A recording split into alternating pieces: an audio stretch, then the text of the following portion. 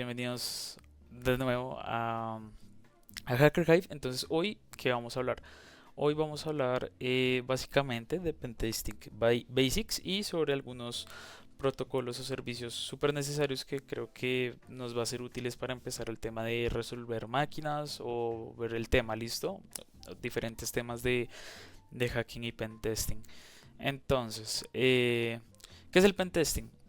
El pentesting básicamente consiste en una prueba de penetración y es un proceso de evaluación de seguridad que simula ataques cibernéticos controlados para identificar y corregir vulnerabilidades en sistemas, redes y aplicaciones. ¿Listo? Entonces tiene como no solo un alcance, sino puede tener varios alcances. Uno puede hacer un pentesting a aplicaciones o incluso a dispositivos. ¿Listo? Como IoT o cosas así. Es bastante curioso. Entonces tiene muchos alcances. Todo esto, pues lo importante es saber que es controlado, ¿listo? O sea, la idea es que nosotros lo hacemos de forma controlada, como en ciertos entornos, porque si no, pues ya se sale del enfoque ético, ¿listo? Entonces, básicamente, un dato curioso es como el primer hacker, uno de los primeros hackers super famosos que se hicieron, que es John Draper. Pueden buscar su historia luego porque pues esta la dejé un poco vacía y se me había olvidado, pero bueno, no importa. Que básicamente se hizo famoso por hackear el sistema telefónico.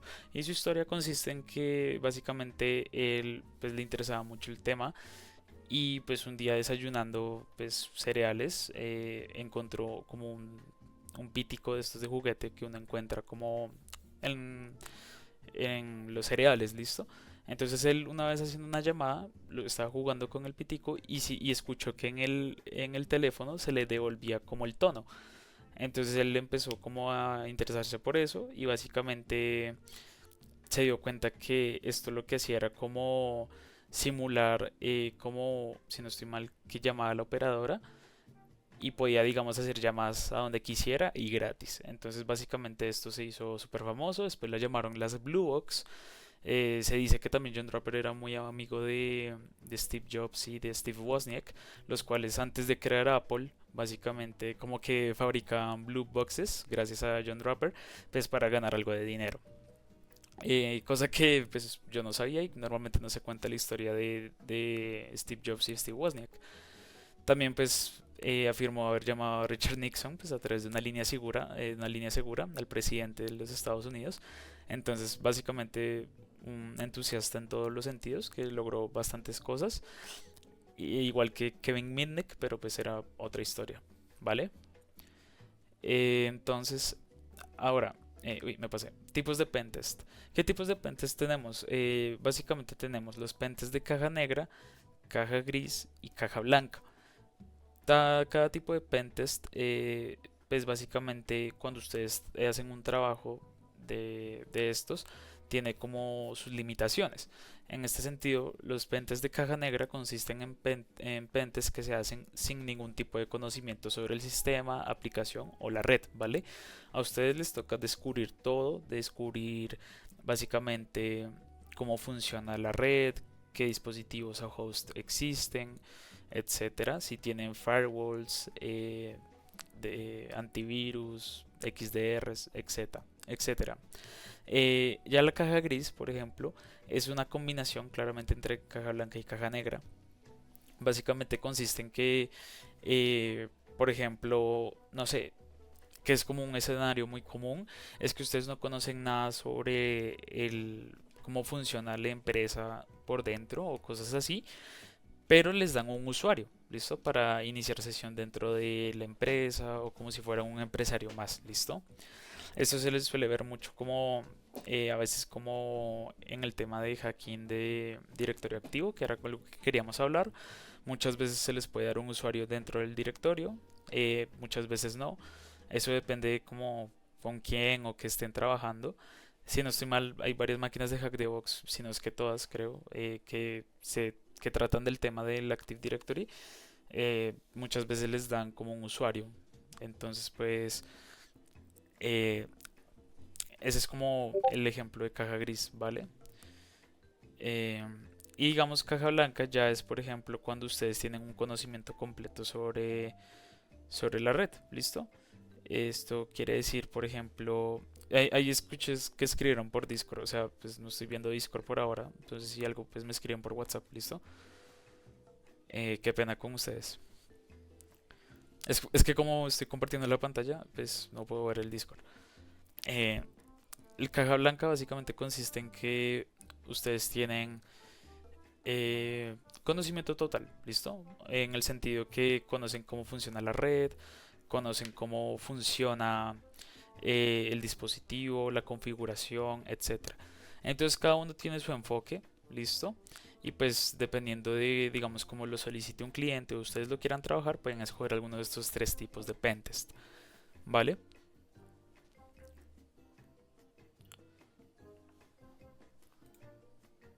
Ojalá fueran todas. Bueno, si no son todas, pues F. La verdad, ahí sí, no sé. Pero bueno.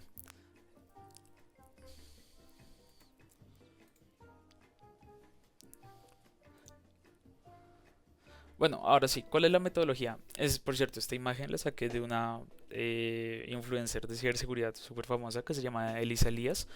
Me encanta su contenido, entonces pues si la quieren checar, pues ahí está. Siento que sube como un contenido interesante y pues ella compartió una vez este diagrama de la metodología del pentest que me parece muy curiosa porque no se queda como en lo típico, sino que agrega unas más. Por ejemplo, empieza desde la planeación, que es como definir objetivos, alcance, obtener permisos, ¿listo? Como lo que hablamos, definir si queremos hacer un pentest de caja blanca, caja negra, etcétera, qué alcance podemos tener dependiendo pues, del tipo de pentest que hagamos. El reconocimiento, que es la siguiente etapa, que es básicamente recopilar información sobre los sistemas, las redes y las aplicaciones. Esto, como les digo, si ustedes son caja blanca, puede que esta parte del reconocimiento pues se les quede un poco más fácil, ¿vale? Si es caja negra, este es un trabajo un poco más arduo. Ya pasamos a escaneo, que es identificar las vulnerabilidades y enumerar los servicios que están activos en las máquinas, la red, el sistema, etcétera. A partir de esas vulnerabilidades, pues pasamos a la explotación, que es aprovecharse de esas vulnerabilidades para acceder al sistema, ¿vale? La postexplotación básicamente es evaluar el impacto y extraer datos y verificar persistencia. Esto básicamente quiere decir que eh, evaluamos qué tan fácil o qué tan difícil pudo haber sido acceder a esa máquina y qué tan y que dependiendo del impacto, claramente si pudimos como escalar privilegios. O sea, pudimos acceder, por ejemplo, a la máquina de un empleado, pero mediante esa máquina de empleo pudimos elevar privilegios hasta el, el domain system o controlar, digamos, todo el dominio. También es una posibilidad. O simplemente pudimos extraer datos de un usuario o cosas más sencillas, pero pues pudimos lograr como llegar a ese punto. Y ya la persistencia significa básicamente eh, que métodos realizamos para poder mantener la conexión o ese nivel de usuario, ¿listo? O sea, como ya exploté la máquina, ya puedo controlarla, la de la persona que estoy atacando, y digamos si puedo mantener ese acceso, ¿listo? También eso se verifica en esta etapa. Ya después tenemos tres etapas que no se suelen agregar en la metodología, pero pues en un entorno real se hace siempre, que es un reporte, que es básicamente documentar los hallazgos, los riesgos y las soluciones, porque pues recuerden que el Red Team también va muy de la mano del Blue Team, porque pues básicamente descubrimos las vulnerabilidades para que posteriormente se parchen o se solucionen. Ya está la remediación, como les dije, que es corregir los fallos y validar su resolución.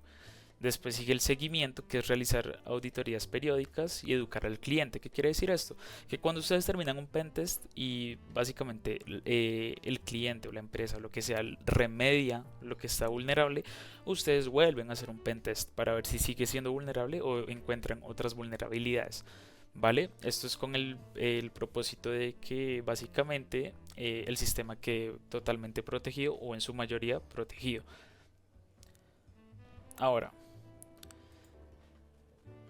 ese es, digamos, el que se suele ver de la metodología, que es el que les digo, tiene muchos menos pasos, que empieza solamente en el reconocimiento, el análisis que es el mismo escaneo, la explotación, la postexplotación o la escala de privilegios y el informe. ¿Listo? Entonces es más reducido, como ven, pero pues siento que el otro es mucho más completo cuando ustedes trabajan en la vida real, ¿vale?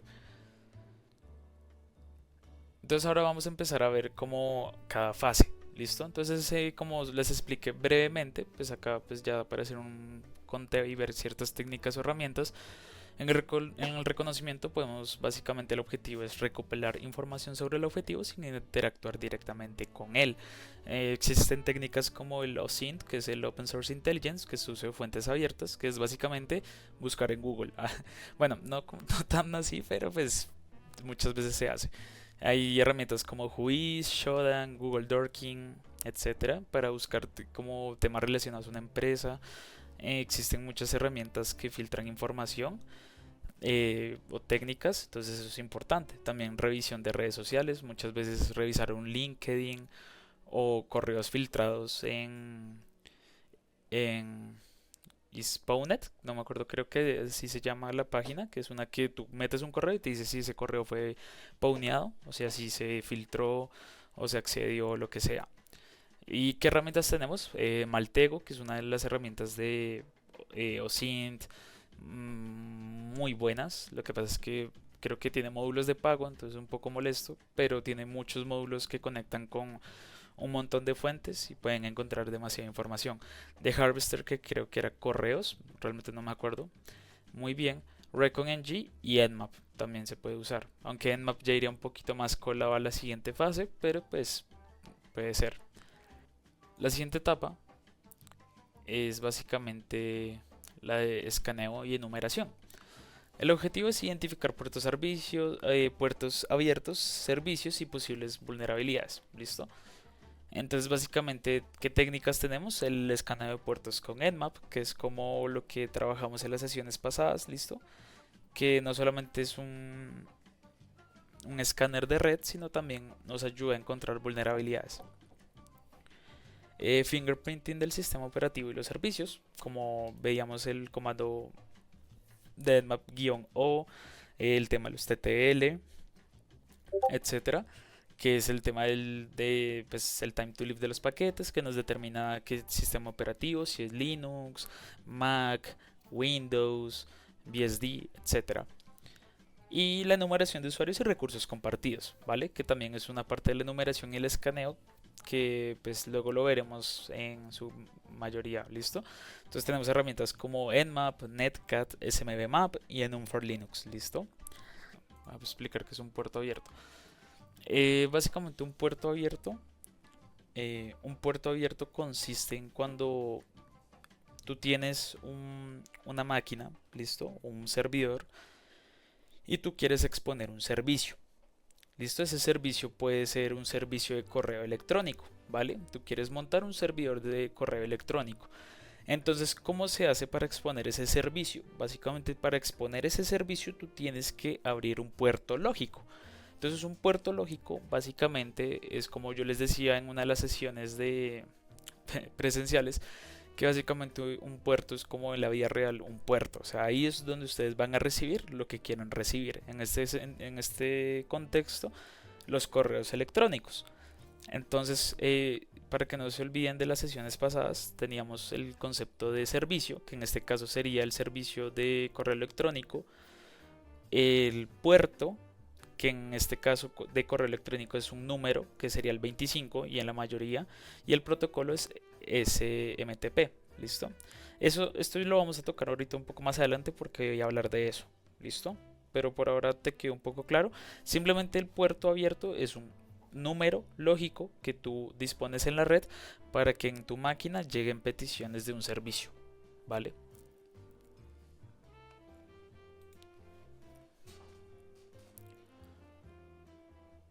Igual como te digo, lo vamos a ver ahorita porque pues esta sesión no es solo pentes básicos, sino también el tema de algunos servicios.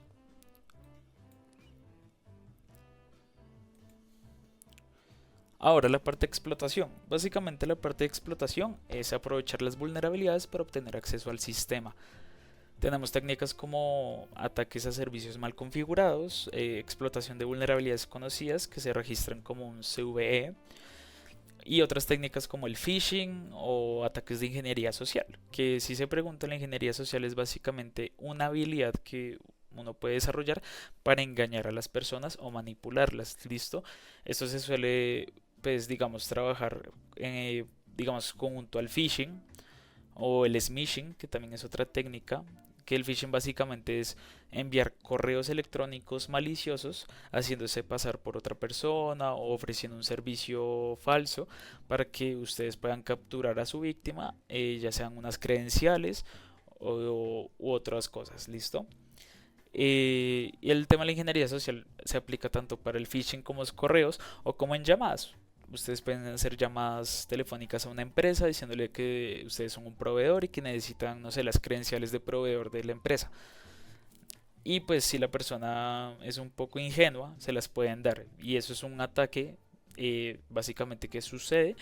Y aunque no sea el ataque más técnico y más por consola que existe, pues es muy eficiente muchas veces y funciona. Entonces, ¿qué herramientas tenemos para la parte de explotación? Normalmente, pues ya la parte técnica, no tanto como ingeniería social, tenemos Metasploit, que esta ya la trabajamos en la primera sesión. Tenemos ExploitDB, que es para buscar básicamente exploits o vulnerabilidades que podamos explotar en ciertos servicios o frameworks. Tenemos Burp que es una herramienta que básicamente nos ayuda con el hacking web, ¿listo? SQL Map, que es una herramienta para buscar inyecciones SQL en un sistema o en una pues en un sistema básicamente podemos buscar si existen inyecciones SQL. Ya también la veremos luego. Y tenemos John the Ripper, que por ejemplo John the Ripper básicamente es una herramienta que nos sirve para todo el tema de, digamos, romper contraseñas, hashes, cosas de criptografía y todo eso nos ayuda John the Ripper. Y tenemos ya Hydra, que es básicamente una herramienta que nos sirve para hacer ataques de fuerza bruta. Por ejemplo, ustedes tienen un panel de login de un WordPress o cualquier otro content manager o una página web, por ejemplo, no sé, el de Uniandes, para iniciar sesión en Uniandes, ustedes usando Hydra podrían hacer un ataque de fuerza bruta. Por ejemplo, tengan el correo de un estudiante y ustedes con Hydra pueden básicamente tratar varias combinaciones de contraseñas hasta que les dé un buen resultado. ¿Listo? Ahora, post explotación. Básicamente, el objetivo es mantener el acceso, como habíamos dicho, y escalar privilegios dentro del sistema. Entonces tenemos las técnicas que, pues, aunque sea redundante, la escala de privilegios en Windows y Linux, que son diferentes, por ejemplo. No funciona lo mismo en Windows que en Linux escalar privilegios, ya que en Linux, pues, digamos, tenemos los sudoers, que son como un concepto diferente que maneja Windows. Entonces, pues, funcionan de diferentes formas. Tenemos la extracción de credenciales, como con el Mimikatz y el hash dump, que pues para no confundirlos y meternos en cómo funciona el Mimikatz y el hash dump, pues lo dejaremos luego porque pues tarde o temprano vamos a hablar de eso. Persistencia mediante backdoor también es otra técnica, que es básicamente lo que hablamos de mantener como el acceso, pues los backdoors nos sirven para eso, para que, por ejemplo, mediante una conexión maliciosa hacia nosotros, pues cuando la persona prenda el computador o la persona, no sé, cada 5 minutos esté mandando una conexión hacia nosotros que nos permite mantener el acceso a esa máquina. ¿Listo? Y pues ya las herramientas, como hablamos, pues el Mimikatz, el Metasploit también tiene sus módulos de pues, explotación. Tenemos PowerSploit, el Empire Framework y PCExec. ¿Listo? Todas esas herramientas las veremos luego, no se preocupen. ¿Listo?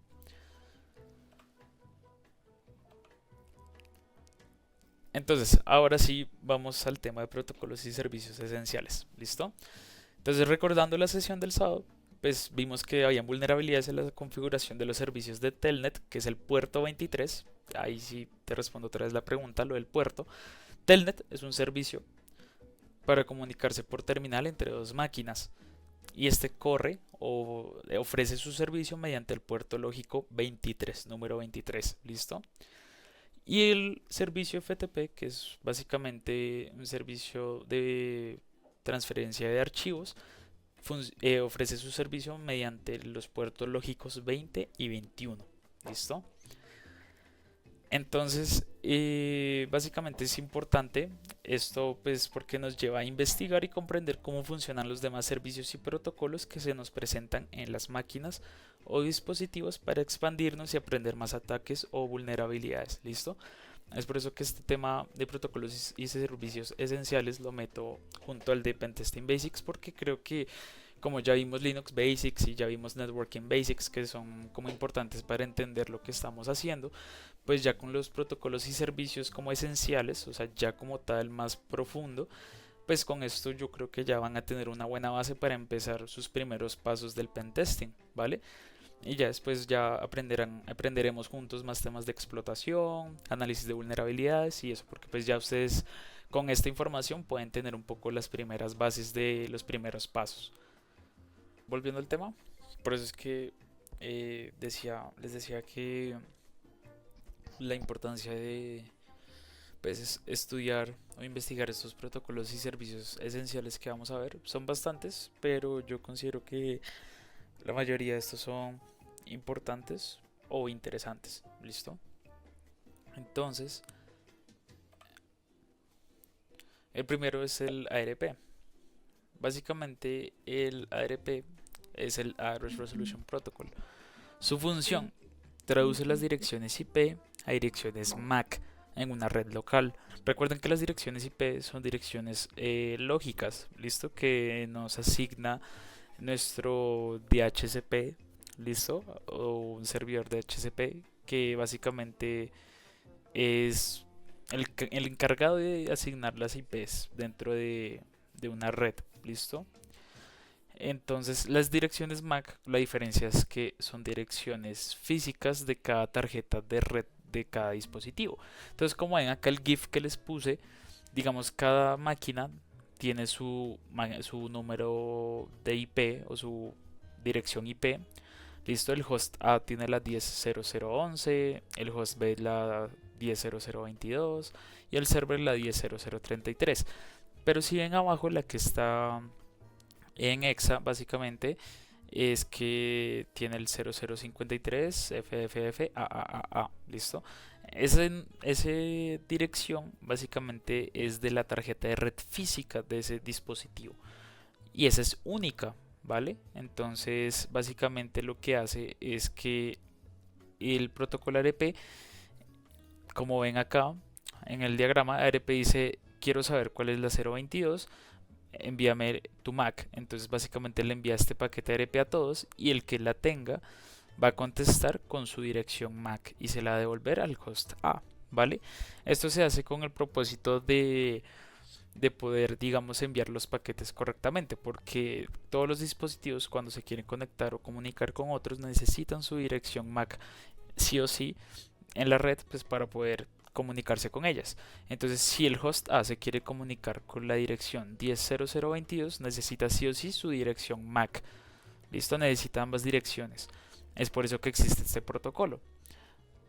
Entonces, básicamente, la vulnerabilidad o el riesgo es que existe el ataque de ARP spoofing, que puede permitir ataques de man in the middle. Entonces, básicamente, yo puedo hacerme pasar por uno de los dos hosts y robar la información que viaje entre ellos dos sin que se den cuenta, ¿listo? Y así es básicamente como el concepto que se conoce como chuzar llamadas. Básicamente así es como funciona una chuzada de llamada, porque ustedes están interceptando el tráfico, la información que viaja entre dos hosts al engañar sus direcciones para que piensen que cuando pasen a través del atacante, pues están pasando como si no hubiera nada. Vamos con el siguiente, ya vimos uno. Van a haber unos que voy a tocar más rápido que otros porque pues no son tan complicados de entender o puede que no los toquemos tanto en el semestre. Está el DNS, Domain Name System o Domain Name Server, ¿listo? Básicamente su función es traducir, es como el ARP, pero en vez de traducir las IPs, lo que traduce son los nombres de dominio. Entonces los nombres de dominio los traduce a direcciones IP. Entonces como ven acá la imagen, estamos en nuestro navegador y nosotros escribimos www.ejemplo.es. Y el servidor DNS va a decir, www.ejemplo.es es la 10.34.56.78. Entonces él nos va a dar la dirección IP de ese dominio que estamos buscando, nos la va a devolver y al devolverla ya nuestra máquina hace la solicitud a esa IP, el servidor web, y nos va a devolver el contenido que estamos solicitando. Entonces este paso de los numeritos nosotros no lo vemos, nosotros solo vemos que enviamos el nombre de dominio y vemos el contenido que recibimos. Pero ese es el proceso que ocurre detrás cuando hacemos consultas en internet, ¿listo? Y en los navegadores. Y la vulnerabilidad, igual que el ARP, es que existe el DNS spoofing, que básicamente puede redirigir tráfico a sitios maliciosos. Entonces podemos engañar al servidor DNS y decirle que www.ejemplo.es ya no es esta IP, sino es la IP del atacante que redirige las peticiones a nuestro servidor, y podemos pues como hacer acciones maliciosas contra el cliente, listo. Voy a pasar porque pues creo que este quedó claro, listo, y igual si no pues ahí me ponen la pregunta. Ahora, HTTP y HTTPS. Esto es lo mismo que creo que ya habíamos hablado un poco antes, que básicamente este es el de pues, las web, ¿listo? Entonces, su función es que permite la comunicación entre navegadores y servidores web, ¿listo? Y acá pues en vez de vulnerabilidad, porque de web existen muchas vulnerabilidades y métodos que pues los vimos el semestre pasado, y este semestre quizás lo toquemos, pero pues ya después de mitad de semestre un poquito más tarde. eh, Esta básicamente la diferencia es que HTTPS usa cifrado, listo, para mayor seguridad. Entonces, teniendo clara esta diferencia, la vulnerabilidad o el riesgo más claro en estas comunicaciones es que si no tenemos el cifrado TLS, básicamente esas conexiones van a ser vulnerables a que un tercero, cuando se haga en medio de esta red o intercepte la comunicación, porque no es ni siquiera es necesario un man in the middle, sino solo la esté interceptando, va a poder ver en texto claro toda la información que viaja al servidor. Y si este servidor tiene, digamos, un inicio de sesión y nosotros ponemos las credenciales, pues ese atacante o esa persona que intercepta la comunicación las va a poder leer, ¿listo? Por eso es importante, digamos, el tema de utilizar siempre HTTPS, y eso que ni siquiera nos asegura que sea seguro. Solamente es un método de cifrado, pero tampoco nos asegura que sea seguro. ¿Listo? Es curioso, pero pues lo veremos luego. El servicio SMTP fue el que di de ejemplo ahorita, que es básicamente Simple Mail Transfer Protocol. Su función es manejar el envío y guardado de correos electrónicos.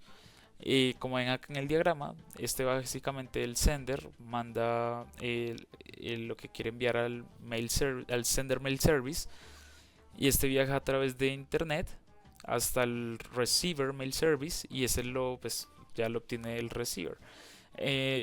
SMTP es básicamente el que maneja el envío de los correos electrónicos, porque ya existen dos protocolos más que son POP3 e IMAP, que son los que manejan el tema del recibimiento o de cómo recibe esos correos electrónicos, ¿listo?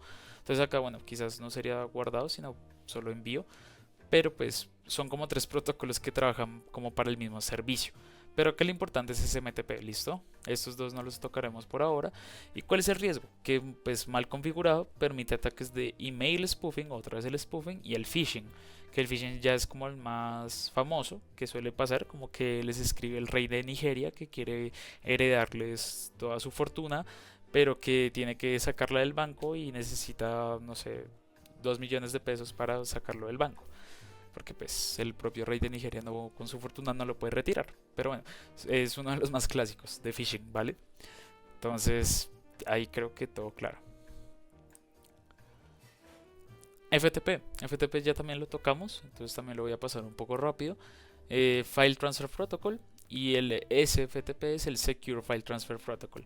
Básicamente la misma analogía que el HTTP, es que su función es la transferencia de archivos, pero con el cifrado SSH, que esto básicamente por SSH, que básicamente es que lo hace más seguro y pues no es vulnerable, digamos, a la interceptación tampoco, sino que pues tiene que sí o sí llegar al servidor, ¿listo?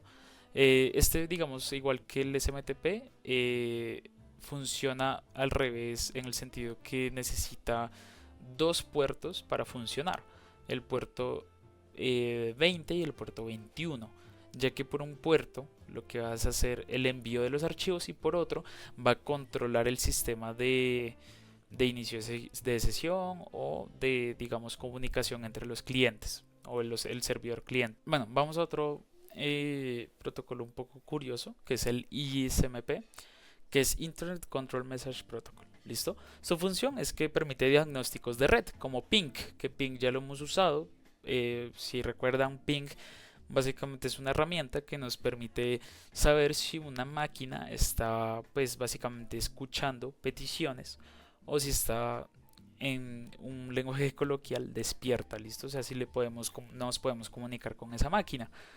Y este tipo de protocolo paquete tiene la vulnerabilidad de que, pues, se usa en ataques de DOS, como el ping of death, que básicamente es una vulnerabilidad que básicamente podemos alterar como el tamaño del paquete, y eso después puede causar indisponibilidad del servicio. Acá no hay mucho más por decir, simplemente que pues, en el tema malicioso se suele usar para denegación de servicio, pero su función real es como diagnósticos de red, ¿vale? Este lo toco porque básicamente es uno de los que más usamos a veces por el tema de Nmap o los ping. ¿Listo? Entonces eso. SMB. Bueno, llegamos a uno ya potente. ¿Listo? Uno un poco más potente. Que básicamente es el server Message Block. ¿Listo? Que su función es que permite compartir archivos, impresoras, directorios, entre otros recursos en una red de computadoras. Normalmente, pues, Windows. ¿Listo? Su vulnerabilidad o riesgo es que tiene o sea, tiene tres versiones.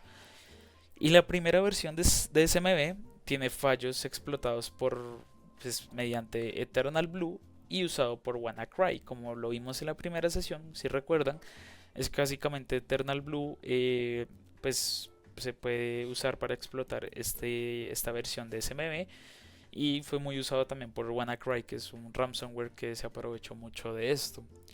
Este protocolo lo veremos luego también bastante.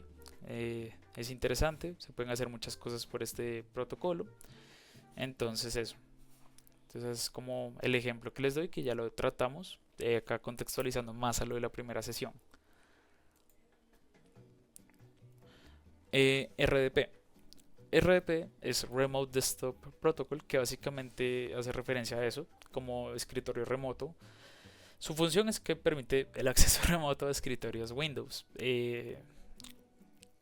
Básicamente la vulnerabilidad o el riesgo que tiene este es que es vulnerable, digamos, a ataques de fuerza bruta, explotación de credenciales débiles, o en casos especiales ataques como BlueKeep, que igual que Eternal Blue es un tipo de vulnerabilidad que básicamente se aprovecha de una versión de RDP que es vulnerable a este ataque, que básicamente les permite obtener acceso a la máquina víctima.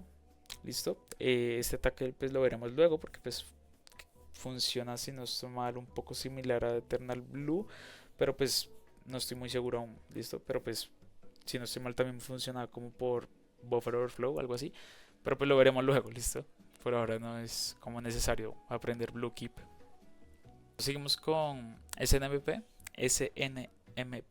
que es Simple Network Management Protocol. Acá ya pasamos desde SMB como a protocolos un poco más densos, listos, servicios un poco más complejos, porque pues sus funcionalidades no son tan simples como FTP, que es un servidor de archivos, sino tienen como más funciones o cosas, por decirlo así.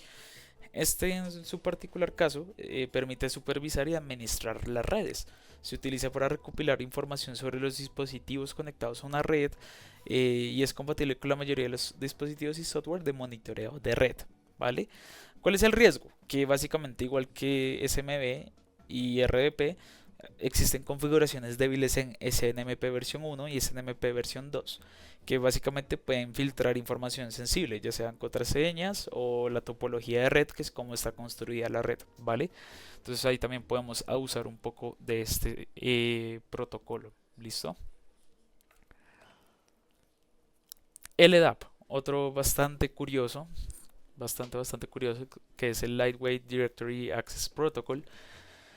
que su función es básicamente que permite a las aplicaciones y sistemas acceder a información de directorios. Se usa para almacenar y recuperar información de usuarios, grupos u objetos. Se usa para autenticar a los usuarios, autorizar a los clientes de usuarios y almacenar información de usuarios y grupos, gestionar cuentas de usuario, configurar la autenticación de servicios de directorio, etcétera. Este está un poco más enfocado a lo que es como un directorio activo, ¿listo?